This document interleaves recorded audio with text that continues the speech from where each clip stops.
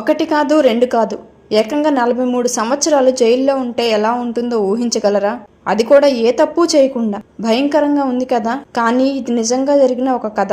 104 ఏళ్ల లఖన్ లాల్ అనే వ్యక్తి ఈ సంవత్సరం మే 23న ఉత్తరప్రదేశ్ కు సంబంధించిన ఒక జైలు నుండి రిలీజ్ అయ్యారు. వివరాల్లోకి వెళితే, ఉత్తరప్రదేశ్ లో ఒక ఏరియాలో కొంతమంది వ్యక్తుల మధ్య జరిగిన గుంపు ఘర్షణలో ఒక వ్యక్తి చనిపోయారు. ఆ సమయంలో లఖన్ లాల్ అక్కడే ఉన్నారు. అయితే ఈ లఖన్ లాల్ తో పాటు ఇంకొక ముగ్గురిని కూడా 1977లో అరెస్ట్ చేసి 1983లో ఈ నలుగురికి జీవిత ఖైదుని విధించారు.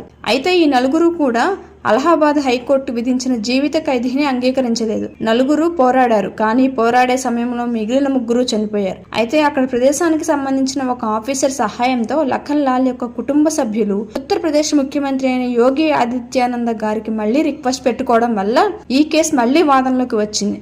అయితే వాదనలన్నీ విన్న తర్వాత 104 ఏళ్ల వ్యక్తి నిర్దోషి అని నిరూపించబడింది. 56 ఏళ్ల వయసులో మనవళ్లతో కాలం గడపాల్సిన వ్యక్తి 43 ఏళ్లు జైలు జీవితం గడిపాడు. ఇప్పుడు ఆయనని తన కూతురు వద్దకు పంపారు. అయితే తన చుట్టాలందరినీ లఖన్ లాల్ గుర్తుపట్టలేని పరిస్థితిలో ఉన్నారు. ఈ కేసు ధర్మం కలియుగంలో ఒక పాదం మీద నడుస్తుంది అనడానికి ఒక మంచి ఉదాహరణ. మన చట్టం ప్రకారం 1000 మంది నేరస్తులు తప్పించుకున్నా పర్వాలేదు, కానీ ఒక్క నిర్దోషికి మాత్రం శిక్ష పడకూడదు అని ఉంటుంది. నిర్దోషులు అనవసరంగా ఇన్ని సంవత్సరాలు ఏ తప్పు చేయకుండా స్వతంత్రం లేకుండా జైలు జీవితం గడపాల్సిన పరిస్థితి మన దేశంలో వచ్చింది.